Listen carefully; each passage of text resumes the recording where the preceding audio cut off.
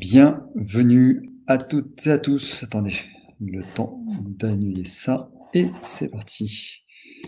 Ah bah alors, j'y arrive plus. Voilà. Bonsoir à toutes et à tous. Bienvenue pour ce dernier webinaire de confinement. Enfin, nous allons pouvoir réintégrer nos cabinets, retravailler presque normalement. Mais tels oraux nous seront cachés derrière un masque pour que personne ne nous reconnaisse. Bienvenue Mélissa. Bonjour. Bonsoir Mélissa, bonsoir Fred. Bonsoir Bernard. Vas-y.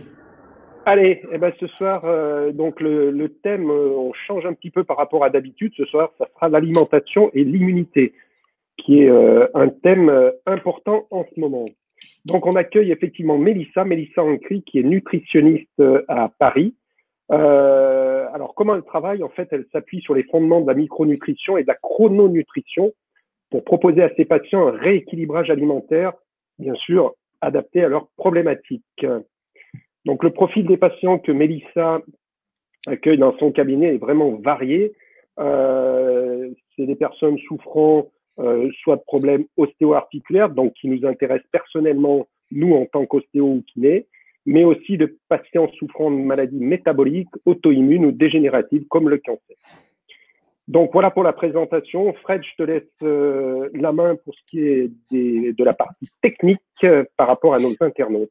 Ouais, la partie technique, elle est simple. Comme d'habitude, vous êtes habitué au webinaire. Vous devez être connecté sur Google Chrome, pardon, et en connexion filaire plutôt qu'en connexion Wi-Fi pour bénéficier de la meilleure bande passante. Voilà.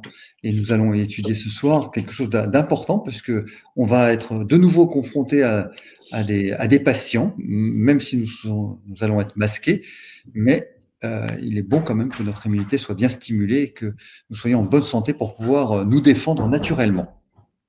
Voilà. Donc oui, donc ce webinaire en fait va se passer suivant 3 thèmes. Mélissa va donc d'abord traiter le système immunitaire et les intestins qui sont très très importants pour notre défense. Dans un deuxième temps, elle va nous dire comment agir sur le système digestif pour réguler l'immunité. Et enfin, dans un troisième temps, quels micronutriments pour booster, j'y arrive pas ce soir, notre système immunitaire. Voilà, donc un programme vraiment complet par rapport à l'alimentation et à l'immunité. Mélissa, c'est à toi, on t'écoute. Ok, bonsoir à tous.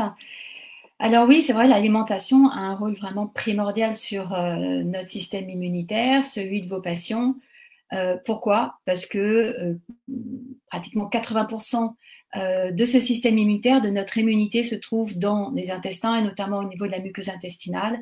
C'est sur cette muqueuse où, en un premier temps, il va se faire la première ligne de défense avec la fabrication d'anticorps comme les macrophages et les neutrophiles. C'est là où va démarrer l'immunité et après, il y a une deuxième ligne de défense de l'autre côté de la barrière intestinale avec d'autres anticorps type lymphocyte B et lymphocyte T. Alors, si cette muqueuse intestinale, donc cette barrière qui englobe tous nos intestins, est abîmée, eh bien, notre système immunitaire ne va pas bien fonctionner. Donc, c'est en ça qu'on imagine bien que l'alimentation, notre façon de manger, quand j'ai notre façon, c'est pas que ce qu'on mange, mais c'est notre façon de digérer, eh ben, ça va influer sur cette muqueuse intestinale qui porte en elle le système immunitaire. Donc, en gros, ce qui est le plus important, c'est d'avoir une alimentation équilibrée qui va nous permettre de réguler l'équilibre de la flore intestinale. Parce que cette flore, en fait, ce sont des milliards de bactéries, vous en avez peut-être déjà entendu parler.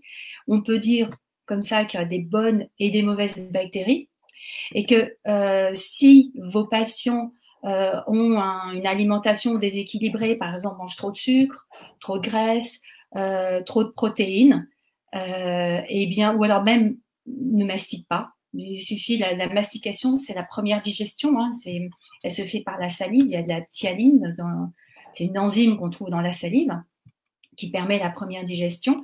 Si cette première digestion ne se fait pas, il va y avoir un déséquilibre de la flore intestinale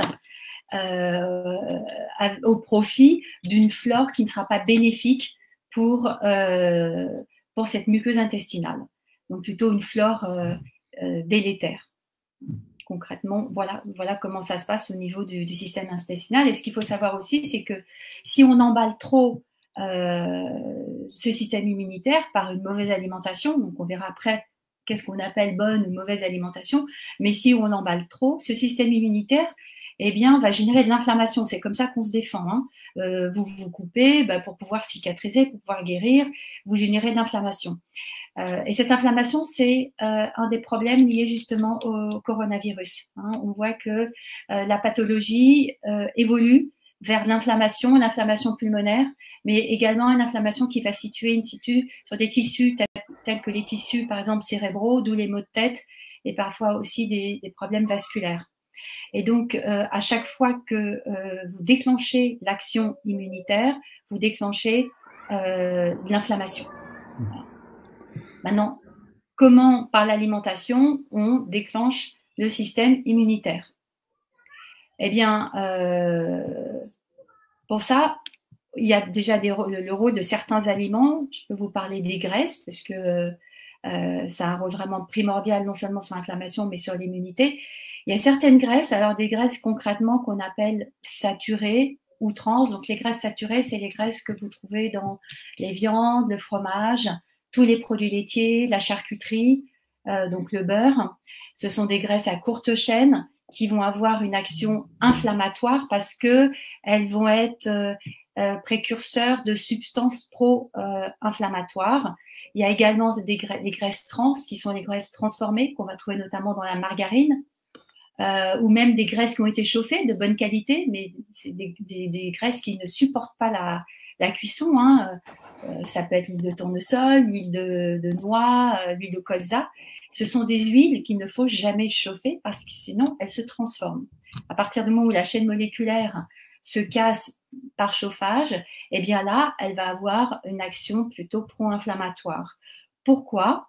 Parce qu'elles vont induire la fabrication de bactéries, donc qu'on a dans cette fameuse flore intestinale, de bactéries qu'on a dit à gram négatif, c'est-à-dire qu'elles vont générer, ces bactéries, une action inflammatoire au niveau de notre muqueuse intestinale et du coup induire la fabrication, donc déséquilibrer la flore intestinale au profit de ces mauvaises bactéries et induire l'activation du système immunitaire, notamment des macrophages, et après des cytokines qui sont, elles, pro-inflammatoires. Ce qu'on a vu d'ailleurs en parlant des cytokines dans le Covid-19, c'est ce qu'on appelle, je ne sais pas si vous avez entendu parler, l'orage de cytokines, c'est-à-dire qu'on n'arrive plus à maîtriser cette inflammation et elle est tellement forte qu'elle augmente sans cesse et là génère ces pathologies pulmonaires. Donc, concrètement, en termes alimentaires, vous avez l'apport de, on va dire, mauvaises graisses, donc graisses saturées et graisses trans. Alors, attention, justement, on en parlait tout à l'heure, elles sont cachées, ces mauvaises graisses. Les graisses trans, vous pouvez les trouver, par exemple, dans un paquet de biscuits bio. Ça a l'air très bien, très bon, bonne qualité, c'est biologique, donc on est tranquille. Ben non. Parce que si ces biscuits ont été faits avec une graisse type huile de tournesol, huile de colza, qui aura été chauffée, eh bien cette chaîne moléculaire, cette graisse aura été cassée, transformée, et elle devient du coup pro-inflammatoire, en générant ces mauvaises bactéries. Donc ces mauvaises graisses se cachent partout. Là, vous êtes tous confinés, vos patients sont confinés, ils ont peut-être mangé plus de gâteaux, même si c'est des gâteaux maison, et donc ils vont manger plus gras, avec des gâteaux faits au beurre, ou plus sucrés. Et là, pour le coup, on va déséquilibrer la flore intestinale. Puisque je vous ai dit que les graisses pouvaient être néfastes pour l'équilibre de la flore intestinale, avec l'apport de mauvaises bactéries, mais ce déséquilibre peut être dû juste parce qu'on a mangé ou trop sucré, on a apporté trop de glucides, ou on a apporté trop de protéines par rapport aux glucides, ou trop de graisse, ou je vous l'ai dit parce qu'on n'a pas bien mastiqué, donc on n'a pas bien digéré les aliments. Le déséquilibre de la flore intestinale peut être dû aussi au stress. Donc ça, il faut voir comment auprès de vos patients, essayer de détecter, est-ce que ce n'est pas des patients qui sont trop stressés, parce que ces stress, en fait, vont induire un manque de sucre enzymatique. Vous savez, on dit j'ai la gorge serrée, j'ai l'estomac noué, parce qu'en fait, tous les fluides enzymatiques qui nous permettent de digérer, de bien digérer, vont être réduits par l'effet du phénomène du stress. Hein. Donc, si on ne digère pas bien, par déséquilibre de cette flore ou par le stress, eh bien, si on ne digère pas bien, les molécules, les nutriments qu'on est censé amener en micronutriments liés par le broyage des aliments, eh bien, ne seront pas transformés en micronutriments, vont rester en grosses molécules qui vont se retrouver face à cette muqueuse intestinale et ne vont pas pouvoir passer à travers la muqueuse intestinale. Hein. Seuls les micronutriments peuvent passer. Et auquel cas, ils vont altérer cette muqueuse intestinale. Ça va se comporter un petit peu comme des éléments infectieux, hein, puisque c'est des agents toxiques, puisque le corps ne va pas les reconnaître. Ce sont des grosses molécules qui vont altérer la muqueuse et pour le coup, vont passer à travers cette muqueuse intestinale sous forme d'antigènes, puisque ce sont des grosses molécules, des peptides, que l'organisme ne reconnaît pas et qu'il ne peut pas utiliser. Il n'utilise que les micronutriments. Et donc, ces antigènes, hein, ces peptides, vont stimuler les anticorps, donc les lymphocytes B, les macrophages, puisque pour notre organisme, ce sont des toxines. Donc, on n'a pas bien mastiqué, on a mangé stressé, on a mangé déséquilibré, ou trop de sucre, ou trop de protéines, ou trop de graisse. Eh bien, on va générer un déséquilibre de cette flore intestinale, on va mal digérer et on va amplifier le phénomène de mauvaises bactéries, on va gêner cette digestion et on va abîmer la muqueuse intestinale et donc solliciter le système immunitaire et donc l'inflammation. Alors, tu dis que le lit de l'inflammation, c'est vraiment le système digestif. C'est-à-dire que là, on va élargir, on n'est pas que sur le Covid, évidemment, mais les personnes, nos patients, qui ont des inflammations chroniques, évidemment, non traumatiques, chroniques, sont principalement d'origine digestive. C'est ce que tu nous expliques? Alors, principalement, entre autres, bien sûr, mais oui, effectivement, il y a tout un phénomène inflammatoire qui va s'installer, qui va d'abord se créer au niveau de la réaction immunitaire, automatiquement. À chaque réaction immunitaire, il y a une réaction inflammatoire, hein, qui normalement se régule toute seule. On a ce qu'on appelle des cytokines, hein, ce sont, on peut dire, des anticorps, des cytokines pro-inflammatoires et anti-inflammatoires. Une fois que l'action immunitaire s'est mise en place, il y a une inflammation, mais qui après diminue pour laisser place, donc justement, après la cicatrisation, l'inflammation baisse. Mais quand on ne stoppe pas la stimulation de ce système immunitaire, il va y avoir un emballement et ces molécules inflammatoires, en fait, vont se propager dans tout le corps, in situ, va se fixer sur les tissus. Pour le cas du Covid-19, ça va être les tissus pulmonaires, mais ça peut être aussi sur des tissus articulaires ou autres. On peut aussi, en parallèle, noter que l'inflammation ou autre déséquilibre alimentaire va avoir une action acidifiante, c'est-à-dire va dérégler la balance acido-basique de l'organisme. Et donc, si on acidifie aussi notre terrain, donc l'acidification tissulaire liée à l'inflammation ou un déséquilibre de l'alimentation vers l'acidose, eh bien, on va générer également cette inflammation. Donc, une inflammation, comme tu dis Frédéric, qui peut être liée à l'emballement du système immunitaire, mais également à une mauvaise alimentation qui va pencher vers l'hyperacidose et va générer une inflammation tissulaire. Donc, compris la tendinite et l'arthrite. Excuse-moi, je rebondis sur la question de Christelle. Oui, parce qu'on va avoir des problèmes in situ, c'est-à-dire ça va aller se fixer sur nos tissus et générer, cette acidose va générer un phénomène inflammatoire. Alors bien sûr l'arthrite, sur les tendinites, mais également au niveau osseux, c'est-à-dire que ça va déminéraliser. En fait, notre corps a un pH qui est toujours neutre, qui est à 7,4 exactement. Le pH sanguin. D'ailleurs, si jamais il bouge, si on passe en dessous de 7,4, on tombe dans le coma. Donc, le corps est bien fait, il va réguler ce pH 7,4 si jamais on lui apporte trop d'acidité. Donc l'inflammation est hyper acidifiante, une alimentation aussi. Donc pour réguler cette acidité, pour la tamponner, on va aller puiser des bases minérales dans nos tissus. Donc les tendons, le cartilage, le tissu osseux, le tissu conjonctif, et générer une inflammation. Le déminéraliser, l'affaiblir et générer une inflammation. Les arthroses, notamment, également, sont souvent source, enfin, l'acidose est souvent source d'arthrose. Si je comprends bien, on a d'abord une acidose donc au niveau de l'intestin qui se diffuse dans tout le corps, donc donne de l'inflammation dans tout le corps, donc dans les tendons, les choses comme ça. Et ensuite, on a au niveau des os cette acidose qui va arriver. Alors, on ne peut pas parler vraiment d'acidose au niveau de l'intestin. L'intestin est toujours à un pH très très bas, c'est-à-dire un pH 4. Donc, il est acide. Il y a de l'acide chlorhydrique dans l'estomac qui permet de digérer les protéines.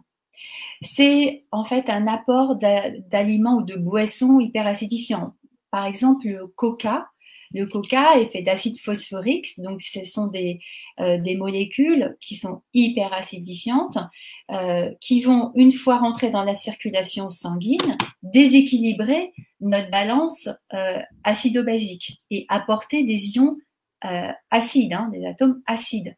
Donc là, effectivement, notre organisme, pour tamponner cette acidité, va aller puiser dans les tissus. Donc, ce n'est pas l'acidité qui va dans les tissus, en fait, c'est notre organisme qui va aller déminéraliser nos tissus, générer un phénomène inflammatoire à ce niveau-là, pour pouvoir tamponner cette acidose. Alors après, il y a une question très importante de Christelle, et ça mérite d'être un petit peu développé. Après, on passera aux aspects pratiques, si tu veux bien. C'est cette notion d'hyperperméabilité intestinale. C'est-à-dire, à force de consommer des éléments irritants d'une certaine manière, on crée cette fragilité de la barrière et donc le lit des allergies, des inflammations et des certaines intolérances. Si tu peux juste expliquer l'hyperperméabilité intestinale. Alors, la muqueuse intestinale est une très grande surface, mais très très fine. En fait, elle est faite que d'une seule couche de cellules, ce qu'on appelle des entérocytes. Les entérocytes, on va dire que mon poignet, ma main, c'est une cellule, et une autre cellule. Vous voyez, elles sont reliées entre elles comme ça. Et c'est vraiment très imperméable. C'est-à-dire, c'est pas ça, c'est vraiment ça. Les micronutriments passent ici, comme ça, donc de l'intestin vers la lumière, la circulation sanguine. Le fait d'un déséquilibre de la flore intestinale, eh bien, ça va générer des mauvaises bactéries qui vont agresser cette muqueuse et vont abîmer les liens qu'il y a entre les cellules, vont les fragiliser. Et on va se retrouver en fait avec ça, les cellules qui vont un petit peu se distendre et devenir hyper perméables. Et là, toutes les toxines ou tous le produit de notre digestion, de notre mauvaise digestion, ce qu'on n'a pas bien digéré, va passer à travers ici en fait, voilà, dans la circulation. Et ça, ce sont des toxines parce que ce sont des éléments dont le corps n'a pas besoin et qui sont considérés par notre corps comme des antigènes, donc des toxines. Et là, les anticorps vont les attaquer et générer de l'inflammation. Il y a une première inflammation qui va se faire parce que, en fait, on a un premier système immunitaire, ce que je vous disais au début, qu'on appelle le système immunitaire inné, celui qu'on a déjà, qui est une première phase de réaction immunitaire avec les macrophages et les neutrophils qui se trouvent dans la lumière intestinale. Donc déjà, quand on agresse cette muqueuse intestinale déjà de l'intérieur, en activant ce système immunitaire, l'inflammation qui va être générée va abîmer la muqueuse. Donc cette muqueuse va se distendre et en un deuxième temps, des molécules qu'on n'a pas bien digérées de nos aliments ou le surplus de mauvaises bactéries, eh bien des agents infectieux vont passer à travers cette membrane-là et se comportant comme des agents infectieux, vont générer l'activité du système immunitaire, du deuxième système immunitaire qu'on appelle acquis, via les lymphocytes B et les lymphocytes T, et générer encore d'inflammation et abîmer encore la muqueuse intestinale. Est-ce que c'est clair? Oui, pas de souci. Il y a une question de Bérangère sur laquelle je vais rebondir aussi. Elle demande, donc l'excès de sport du fait de l'état inflammatoire post-séance engendre-t-il des déséquilibres sur la perméabilité intestinale? Oui. Et moi, je vais rebondir par rapport à certaines théories qui disent qu'après avoir fait un sport violent, il faut ingérer du lait pour tamponner l'acidité au niveau intestinal. Donc, c'est deux questions. Oui. Alors, première question de Bérangère. Effectivement, l'excès, on va dire l'excès de sport, mais vrai, quand on en pratique vraiment régulièrement, ça génère beaucoup d'acidité, notamment de l'acide lactique. Hein. Donc, effectivement, cette acidité va devoir être tamponnée par notre organisme et donc déminéraliser les tissus en générant de l'inflammation. Par ailleurs, le sport, et notamment par exemple la course à pied, le fait de cette course à ce mouvement mécanique qui va heurter, on heurte le sol avec le pied, eh bien, il va y avoir aussi un impact qui va se faire au niveau des intestins et de la muqueuse intestinale. En fait, c'est comme si on secouait tout le temps notre muqueuse intestinale, vous voyez, et ça fragilise énormément. Donc, il y a deux portes d'entrée de l'inflammation pour les sportifs comme ça. C'est l'acidité, l'hyperacidose apportée par la dégradation des sucres pour générer l'énergie, donc l'acide lactique et la dégradation des graisses, mais également l'effet mécanique, notamment quand il y a de la course ou des rebonds, qui va abîmer la muqueuse intestinale, c'est vraiment l'aspect mécanique, qui va le fragiliser et générer aussi de l'inflammation à ce niveau-là.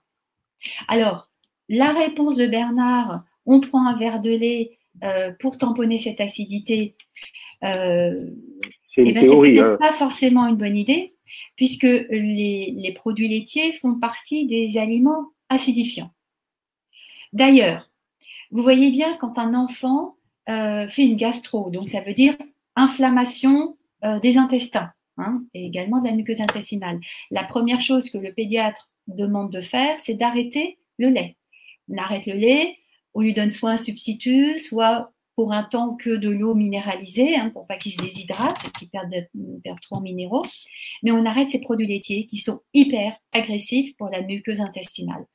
Donc, moi, je ne vais pas prôner, demander aux sportifs de boire un verre de lait après un effort, mais plutôt refaire son muscle avec des protéines, mais des protéines peu acidifiantes, donc ça peut être des légumineuses par exemple, ça peut être du poisson, bien sûr apporter des glucides pour refaire aussi notre glycogène, nos sucres, nos glucides, mais pas de produits laitiers. C'est un élément plutôt acidifiant. Dans un cadre de régime pour équilibrer la balance acido-basique, il vaudrait même mieux limiter le plus possible l'apport en produits laitiers.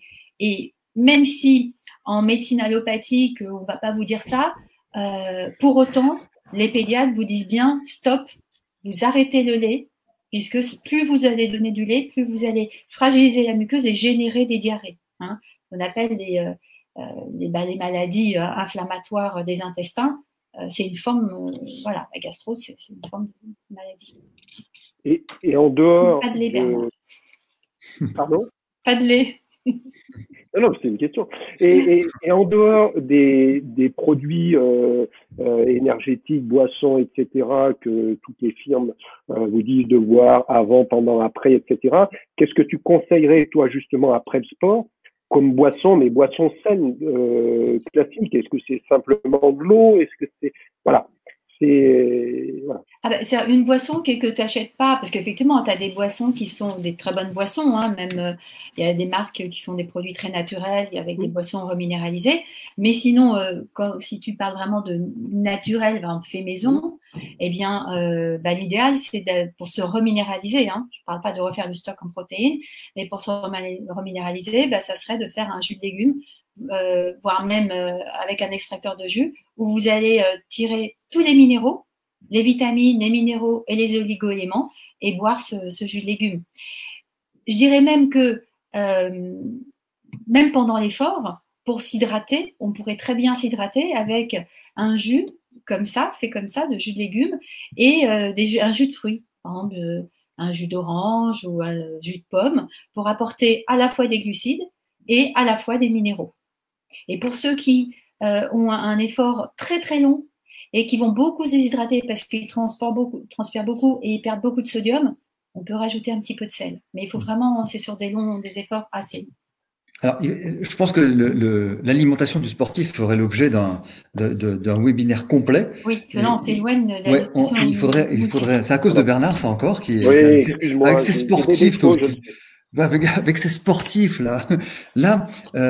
Alors, sur l'immunité, l'inflammation, l'immunité, tu nous as bien expliqué le parcours. Il y avait une première question elle m'échappe, de Marine, sur les graisses. Sur les graisses, tu as dit qu'il fallait pas faire chauffer certaines huiles.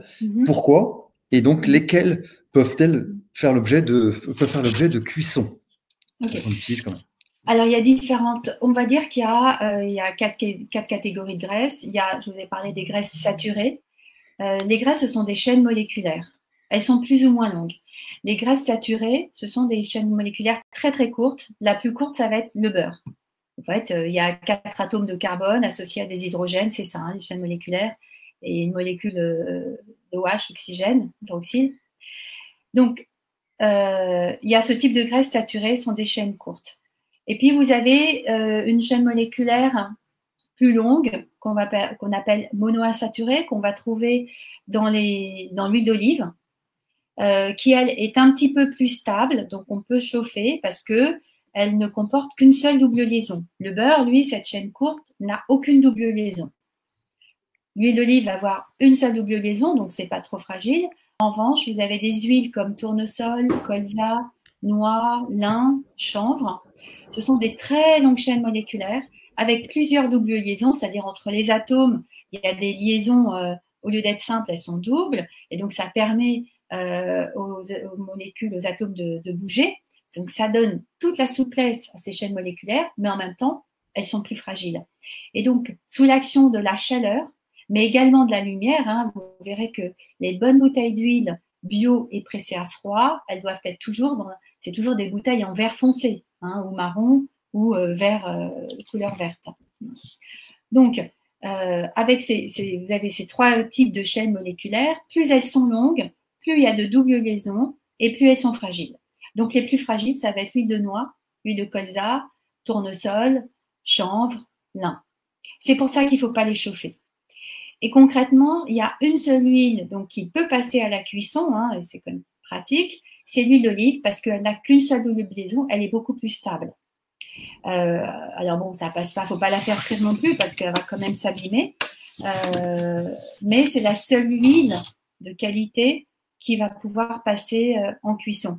Et c'est une huile aussi que vous pouvez conserver dans le placard. On n'a pas besoin de rester au frais. Alors que les autres huiles végétales, eh bien, vont devoir être conservées dans le réfrigérateur parce qu'elles ne tiennent pas bien à la chaleur. La chaleur, l'oxydation de la lumière, les chaînes moléculaires se cassent. Et puis, je vous ai parlé d'une autre graisse, c'est les graisses trans. Donc ça, c'est des graisses, ça peut être des longues chaînes moléculaires avec des doubles liaisons, mais ces doubles liaisons ont été cassées parce qu'elles ont été chauffées, mal utilisées. Et là, c'est des graisses transformées, comme c'est le cas, par exemple, pour la margarine. En fait, une margarine, c'est une graisse qui est solide. Logiquement, les graisses végétales, comme tournesol ou colza, ne peuvent pas être solides. Vous les mettez au réfrigérateur, elles sont toujours fluides. Vous mettez du beurre au réfrigérateur ou pas d'ailleurs, il est solide. Une huile végétale ne peut pas être solide sauf par transformation, soit mécanique, sauf par hydrogénation. Donc, dès qu'elles sont transformées, je dirais que c'est la catégorie de graisse la plus néfaste pour nos artères, pour notre santé, la plus inflammatoire. 2 questions. Une question d'Emilien sur ton avis Alors, on va se rapprocher encore de l'immunité. Est-ce que actuellement, le jeûne intermittent, le fasting, aurait des vertus ou pas? Alors, après, d'abord, les vertus du jeûne et après, dans cette période de Covid, de confinement et de fin de confinement. Alors, le jeûne, il y a le jeûne intermittent. Alors, le jeûne intermittent, c'est le fait de jeûner à peu près 16 heures. Ça veut dire que soit on ne prend pas de dîner, soit on ne prend pas de petit déjeuner. Au choix, en fonction des possibilités de chacun.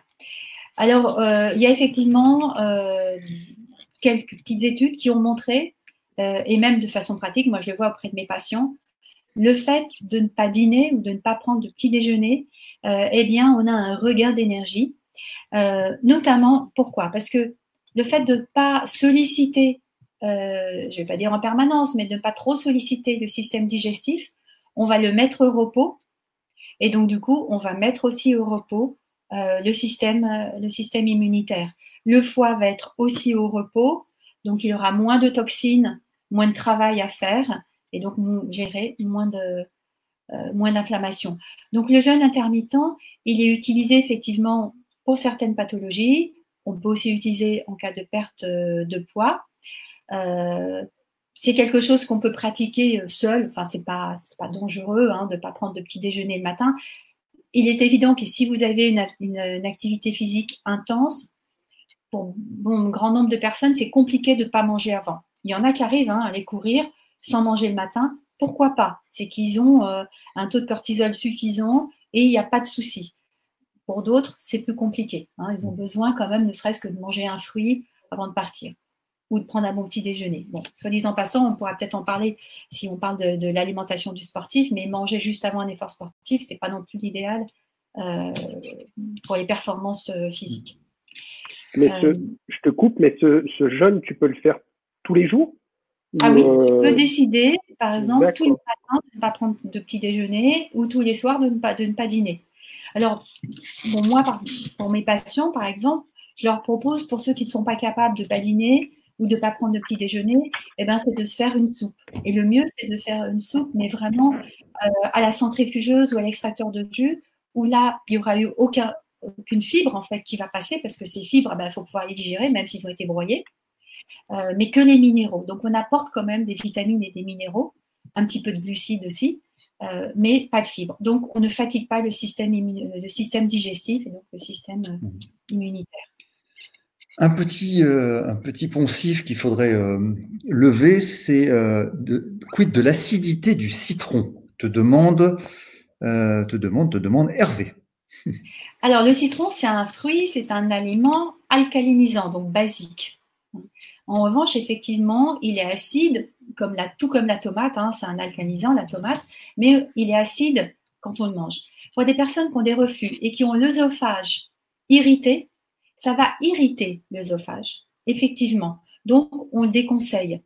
Mais pour autant, ce n'est pas un acidifiant tissulaire. Il ne va pas avoir une action inflammatoire sur nos tissus. In situ. Voilà. Donc, le citron, sauf en cas de reflux, effectivement, il y a une brûlure parce qu'il y a une irritation au niveau de l'œsophage. Au contraire, c'est plutôt alcalinisant. Alors, Bernard a un petit problème de connexion, il va se relancer, il va rafraîchir sa page. On va continuer tranquillement. Alors, je t'envoie plein de petites questions parce c'est extrêmement interactif. Donc, te demande Émilie, le beurre est-il bon pour la cuisson? Alors, oui, le beurre ne va pas se transformer à la cuisson, sauf si vous le faites brunir. Alors là, ok, il s'abîme.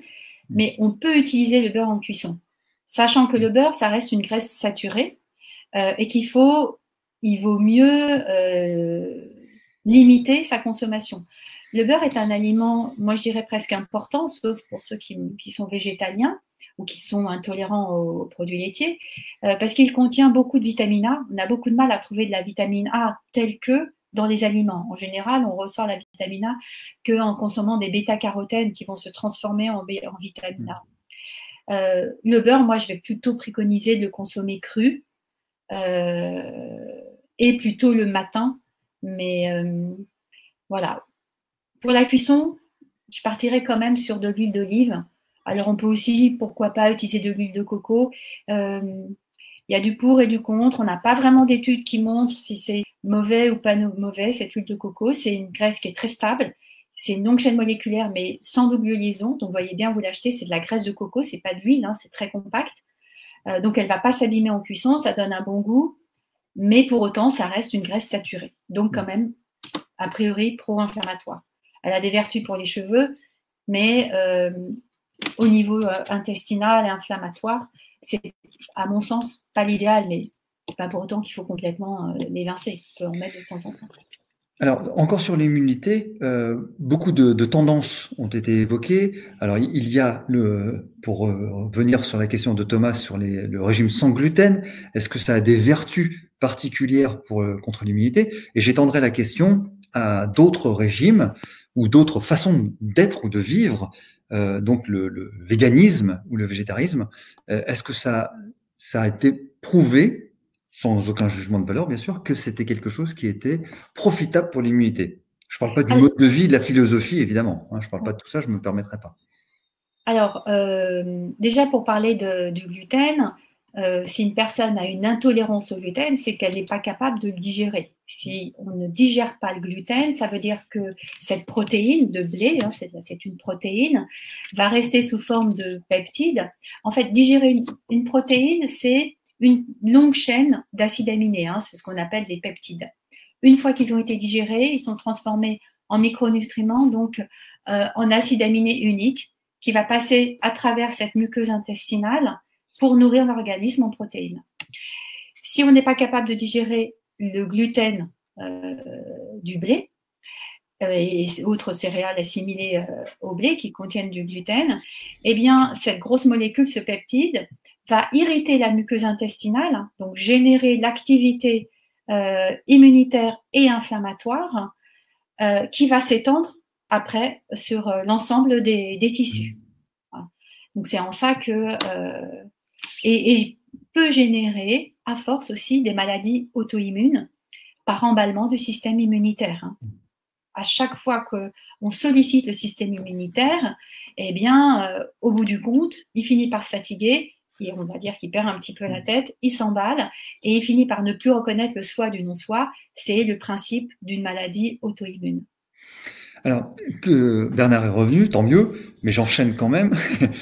Tu voulais rajouter quelque chose, Mélissa? Non, parce qu'il y avait une deuxième question, il y avait Oui, celle-ci sur le gluten, et il y avait aussi la question concernant véganisme et végétarisme. le véganisme. Alors, est-ce que c'est bon pour le système immunitaire? Quand on est végane, on se prive d'un certain nombre,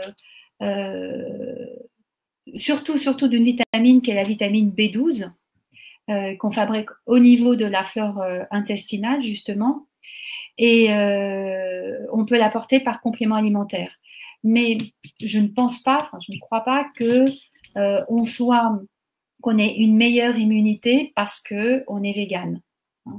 On peut très bien, en étant végane, manger justement des biscuits faits avec de l'huile de tournesol qui aura été trop chauffée, transformée et générer un problème inflammatoire par prolifération de bactéries, ce qu'on appelle à Gram+, et qui vont augmenter la présence de lipopolysaccharides, c'est-à-dire ce sont des substances qui vont être pro-inflammatoires au niveau des bactéries.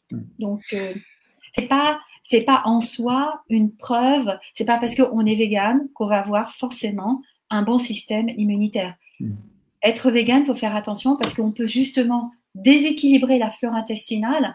Si vous voulez, cette flore intestinale, elle se nourrit des métabolites de notre digestion. Et on va la séparer, elle se sépare en deux grandes familles. La flore de fermentation, qui est liée au métabolite des sucres, des glucides, et la flore de putréfaction, qui provient des métabolites, donc de la digestion des protéines. C'est là où s'il y a un déséquilibre, eh bien, par un apport alimentaire en faveur des protéines ou des glucides, là, on va abîmer la muqueuse intestinale, hein, on va avoir cette dysbiose. Donc, les véganes doivent vraiment faire attention à apporter suffisamment de protéines végétales sans trop apporter de sucre. Et ça, c'est quand même un challenge, c'est pas facile. Parce que finalement, tous les aliments, enfin la plupart des aliments qui contiennent des protéines contiennent aussi des glucides dans le règne végétal. Alors que dans le règne animal, les aliments qui contiennent des protéines, vous mangez du poisson, il n'y a pas de glucides dedans, vraiment très très peu. Donc c'est plus facile d'équilibrer la flore intestinale. Alors, on a parlé de chrononutrition. Tu voulais… Non, je voulais Bernard juste parler, Fanny qui nous demande quelle préconisation spécifique au Covid. Alors, j'élargirai encore la question. C'est comme tu connais beaucoup en chrononutrition, donc c'est la bonne alimentation en fonction du timing du nectamère. Quelles sont les préconisations plutôt du matin, plutôt du midi, plutôt du soir? Et en allant plus loin, est-ce qu'il est nécessaire ou absolument indispensable de se supplémenter actuellement en période de déconfinement avec des vitamines, avec des minéraux, avec je ne sais quoi. Donc déjà, une petite assiette, un éventail d'assiettes, si j'ose dire, matin, midi et soir, et la supplémentation. Alors, ouais, Covid. La chrononutrition peut avoir des effets effectivement bénéfiques sur le système immunitaire, mais bon, pas que quand même. En fait, la chrononutrition, c'est apporter des micronutriments, des aliments, à un certain moment de la journée, et au moment de la journée où notre organisme va le mieux l'utiliser et les assimiler. Alors, c'est vrai que moi, j'utilise plus la chrononutrition dans le cas de problèmes de maladies métaboliques. Pour vous donner un exemple de chrononutrition, les graisses, on a la lipogénèse, c'est-à-dire la fabrication des graisses va avoir lieu le matin, plus spécifiquement à peu près entre 6h et 8h, ça va dépendre des gens, c'est-à-dire c'est lié à notre montée de cortisol. Et donc, on fabrique cette lipogénèse a lieu à ce moment-là. Quand on apporte du gras le matin, on va stopper la fabrication des graisses. Donc, plus vous apportez des graisses courtes, à chaîne courte, comme le beurre, ce que je vous disais, et plus vous allez stopper précocement la fabrication des graisses et du cholestérol. Donc ça va être bénéfique pour les personnes qui ont du cholestérol, puisqu'on va moins fabriquer. Juste un aparté, c'est que le cholestérol se fabrique à 3/4 au niveau du foie. Et 1/4 seulement est apporté par l'alimentation. Donc, le matin, on fabrique notre cholestérol. Donc, si on veut le diminuer, il faut apporter du gras plutôt saturé, donc beurre, jambon, fromage, quand on n'est pas intolérant, le matin. Et donc, on va ainsi limiter la lipogénèse. Pour ceux qui ont du diabète, les sucres, il vaut mieux les apporter plutôt vers 16-18 heures. C'est à ce moment-là que les récepteurs à l'insuline vont être le moins sensibles par rapport au matin et vont permettre une bonne assimilation des sucres, mais pas trop vite non plus, pour pas générer une montée d'insuline. Donc la chrononutrition, on peut c'est intéressant de s'y pencher, voilà, pour ce genre de pathologie. Voilà. Dans l'immunité, c'est aussi intéressant, mais en moindre mesure. Après, la deuxième question, les compléments alimentaires. Bon, avant tout, bien sûr, il faut, avant d'apporter des compléments, à manger équilibré en protéines, en sucre, mais apporter l'ensemble des vitamines, minéraux et antioxydants que vous allez trouver dans les légumes et dans les fruits. Et non seulement il faut apporter des bons nutriments, mais il faut être capable de bien les digérer. Donc, ça va servir à rien de se complémenter si notre muqueuse intestinale n'est pas parfaite, parce que ces compléments alimentaires ne seront pas bien assimilés. Donc, l'idée, pour avoir déjà une bonne muqueuse intestinale, il faut avoir une alimentation équilibrée en glucides, en protéines, en graisses aussi, donc choisir les bonnes graisses, plutôt des graisses végétales ou surtout des graisses riches en oméga 3. Ces oméga 3, ça c'est important quand même de s'y arrêter. On les trouve à la fois dans les graisses végétales, mais beaucoup dans les poissons. Moi j'insiste beaucoup sur le poisson Parce que ces oméga 3 qu'on trouve dans l'univers végétal, on n'est pas tous capables de les utiliser. Parce que pour les utiliser, pour avoir toutes leurs propriétés, on a besoin d'une enzyme qu'on appelle la delta-6 désaturase, mais cette enzyme va permettre aux graisses qu'on trouve dans l'huile de noix, donc riche en oméga 3, de se transformer en ce qu'on appelle des EPA, DHA, qui sont eux les acides gras, les oméga 3, qui vont avoir un rôle anti-inflammatoire, c'est-à-dire qu'ils vont générer des substances, ce qu'on appelle des prostaglandines anti-inflammatoires. Or, si on n'a pas une enzyme qui est suffisamment efficace, eh bien, vous aurez beau consommer une très bonne huile de noix ou de colza riche en oméga 3, vous ne pourrez pas l'utiliser, elle n'aura pas la propriété anti-inflammatoire qu'on va chercher dans le cadre d'une immunité, en tout cas du Covid-19. En revanche, quand vous allez chercher des oméga 3 dans les poissons, eh bien, ils contiennent directement des EPA, DHA, ils n'ont pas besoin d'être transformés, donc ils n'ont pas besoin d'enzymes, et ils ont directement un rôle anti-inflammatoire et même anti-allergène. Donc ça, l'apport en oméga 3 est très important. Donc le déséquilibre, attention au déséquilibre de l'alimentation, un bon apport en graisse. Il faut faire attention aussi aux excès de manière générale, c'est-à-dire ne pas manger trop, ne pas dépasser sa capacité digestive, hein, puisque si on dépasse, si on va au-delà de la possibilité de notre système digestif de digérer, eh bien on ne va pas pouvoir digérer l'ensemble des nutriments, et donc là, ces nutriments vont se comporter comme toxines, hein, puisqu'ils ne seront pas réduits en micronutriments. D'ailleurs, il faut faire très attention si vous avez des patients qui sont en surpoids. En ce moment, c'est pour ça qu'on les dit personnes à risque, hein, les personnes vraiment en surpoids et obèses, parce que leur tissu graisseux, c'est un tissu très inflammatoire. Pourquoi? Parce que en fait, ils comportent dans leur stroma, c'est-à-dire dans ce tissu, ils comportent des macrophages, en fait, ces anticorps qui vont générer des cytokines. Hein. La cellulite, la graisse, c'est inflammatoire. Alors, si vous voulez faire maigrir des patients, il faut avoir une alimentation anti-inflammatoire. Et anti-inflammatoire, ça passe essentiellement, au niveau de l'alimentation, par un apport de bons corps gras. Hein. Il ne s'agit pas de supprimer tous les corps gras, mais d'apporter des oméga 3 de bonne qualité. Et dans l'idéal, eh ben, ça serait de manger ces poissons crus, tout comme le font les Japonais. Condition que ce soit de bonne qualité. Et les principales supplémentations, alors, on parle de vitamine D, de vitamine C, on parle de magnésium, on parle de pas mal de choses. Alors, la vitamine D, essentielle. Pourquoi? Parce que ça va accroître la fabrication et l'activation des macrophages et des lymphocytes B, donc de nos anticorps, hein, de notre système immunitaire. Donc, cette vitamine D, il faut en prendre en prise quotidienne. C'est important parce que si vous prenez une ampoule qui va durer par exemple 2 mois ou 3 mois, cette vitamine D va se stocker au niveau du foie et tous les jours, le foie relargue un peu de vitamine D. Mais faut-il encore que le foie ait cette capacité, hein, s'il est surchargé, et puis ça peut fatiguer le foie quand même. Donc de la vitamine D, hein, qui a un rôle donc sur le système immunitaire, hein, pas seulement un rôle constructif au niveau osseux, mais sur le système immunitaire. La vitamine C, que vous allez trouver. Alors, la vitamine D, c'est en complémentation. Hein. La vitamine C, vous pouvez ou la trouver en complémentation naturelle, mais là, il faut en prendre vraiment une grande dose. Alors, souvent, la plupart des compléments en vitamine C qu'on trouve, c'est 120 mg, 180 mg maximum. Il faut faire bien attention parce que parfois, vous voyez vitamine C 1000 mg, 1 gramme.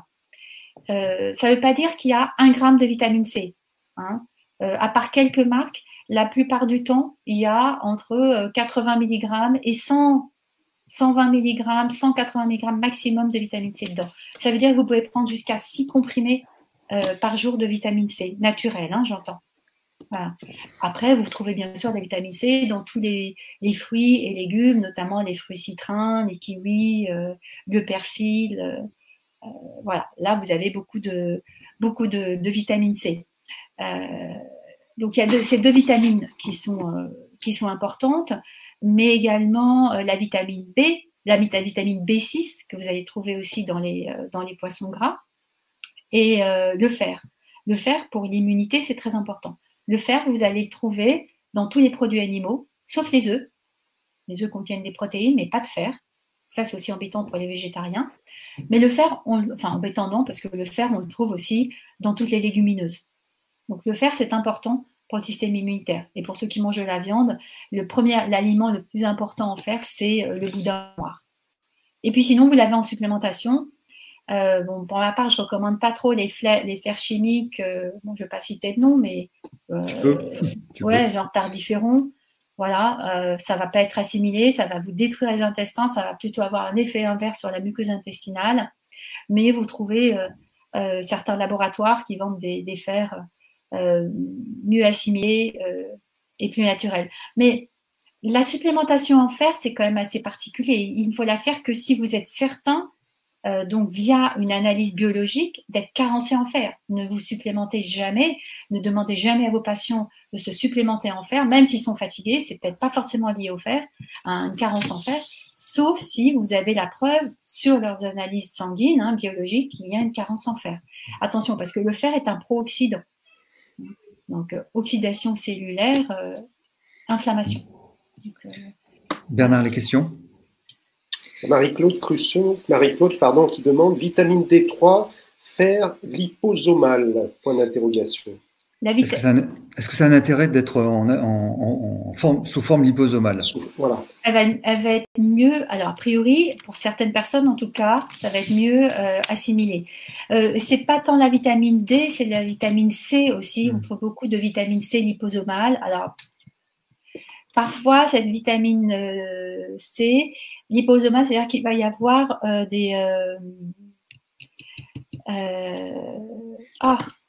perdu le mot. De la lécithine en fait. Voilà. Et quand il y en a beaucoup, eh bien, la vitamine C va être moins efficace, mais ça peut être mieux assimilé. Voilà. Est-ce que l'association de deux vitamines permet de mieux les assimiler? Par exemple, le fer et le magnésium et la vitamine C, par exemple. Alors, le magnésium va aider l'assimilation du calcium. La vitamine C va aider l'assimilation du fer. La bonne assimilation du fer. Donc, effectivement, ce complément de vitamines peut être bénéfique. Donc, vitamine C favorise l'assimilation du fer. Magnésium favorise la bonne assimilation du calcium, au niveau des os notamment.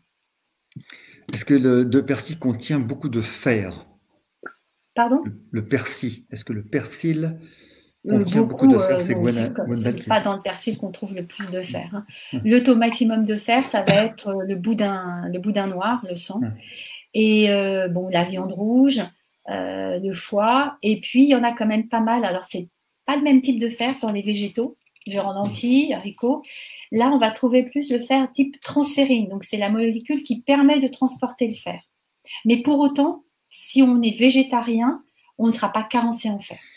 Vraiment, d'expérience même avec des patients, il n'y a pas de souci pour les végétariens. Il y a une autre chose au niveau de la complémentation qui est importante. Je vous ai parlé de la dysbiose intestinale. Cette dysbiose intestinale, on peut essayer de la rééquilibrer via des probiotiques. Alors, les probiotiques, c'est ce qu'on va appeler des souches bactériennes, on peut appeler ça de bonnes bactéries, pour équilibrer une prolifération par rapport à une prolifération de mauvaises bactéries. Alors, on a chacun un phénotype de souches bactériennes. On a chacun notre carte d'identité bactérienne et on a vraiment beaucoup de souches. Apporter des probiotiques, ok, pourquoi pas, mais ça veut dire qu'on va apporter une certaine catégorie de probiotiques et on ne va pas avoir le panel de l'ensemble de notre flore. Donc, on ne va pas pour autant la rééquilibrer de façon optimum. Moi, j'aime bien soit proposer des symbiotiques, c'est-à-dire c'est un mélange de probiotiques et de prébiotiques.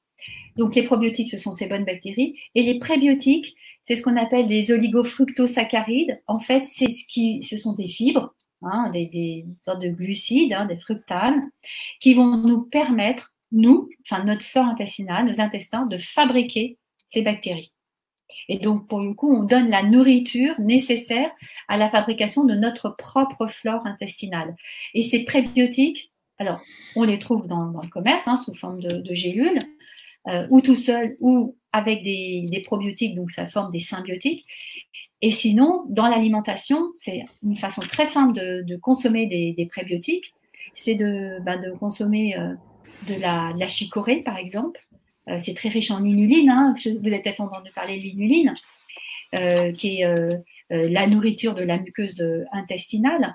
On la trouve aussi dans les topinambours, dans l'ail, dans les asperges, dans les oignons, dans le poireau. Le problème, c'est que tous ces aliments, orge, kiwi, mais tous ces aliments c'est des fibres très dures, très difficiles à digérer. Donc, il est fort probable que quand vous donnez des prébiotiques, eh bien, il peut arriver que vos patients aient après des ballonnements. Voilà, c'est le désagrément parce que ces fibres vont aussi irriter. Ça dépend de l'état d'irritation de la muqueuse.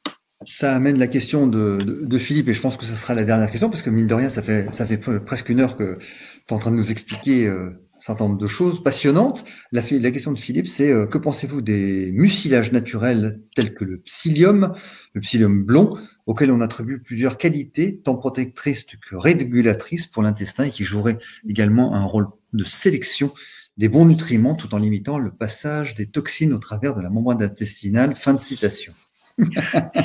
Effectivement, le psyllium, il y a tous ces effets bénéfiques, mais attention à ne pas en prendre trop. Il faut y aller très progressivement, hein, parce que là aussi, pour le coup, ça peut irriter les intestins.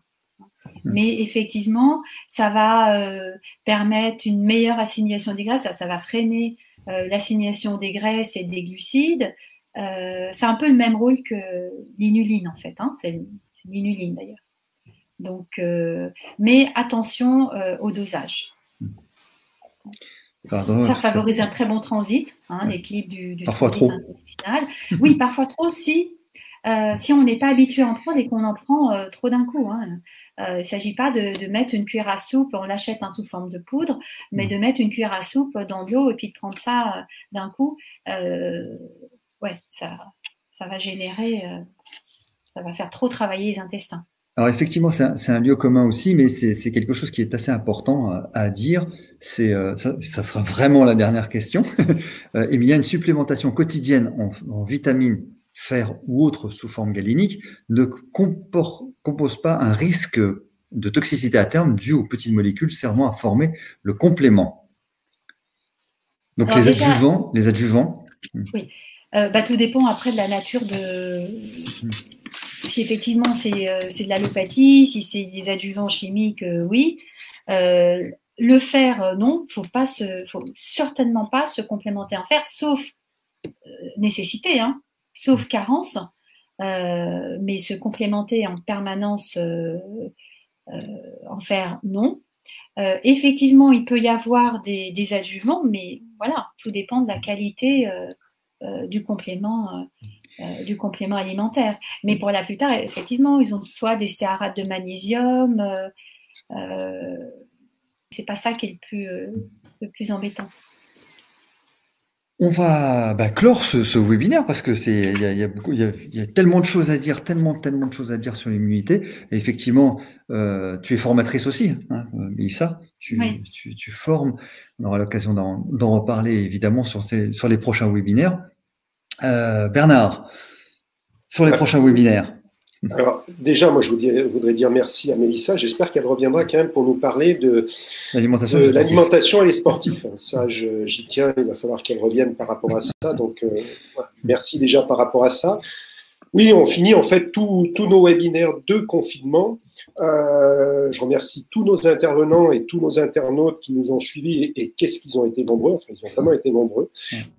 Mais on ne va pas s'arrêter là, comme ça marche bien. Donc, d'après les questionnaires qu'on a pu faire passer, nos internautes,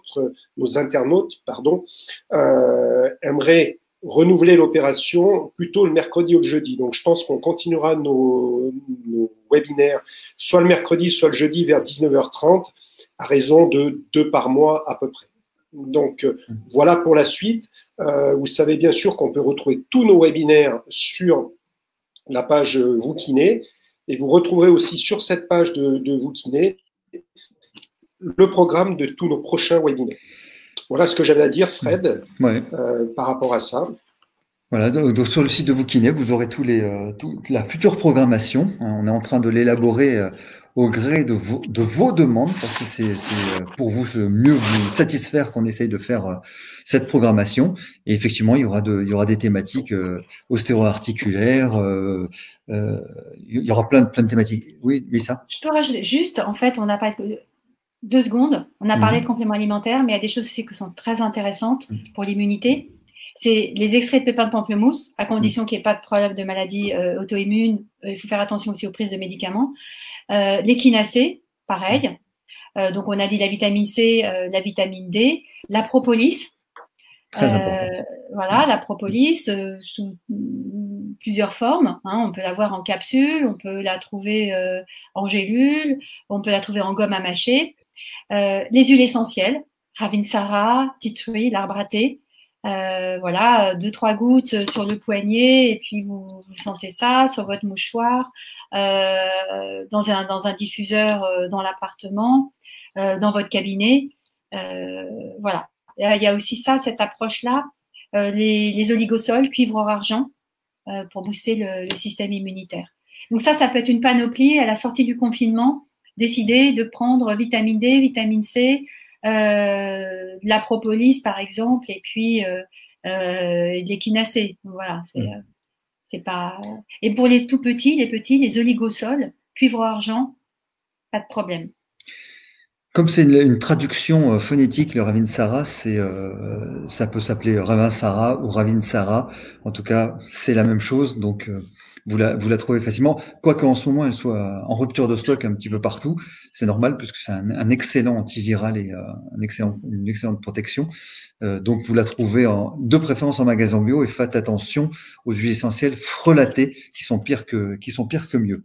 Donc faites attention. Donc, ça sera du Ravinsara. Vous mettez 2 petites gouttes sur les poignets comme ceci. Hop, je suis ici. Vous les frottez ici et vous respirez régulièrement 2 fois par jour. Non, et ne pas en abuser parce que c'est quand même aussi très, très puissant. Donc, voilà. Merci à toutes et à tous. Merci Bernard. Merci Mélissa.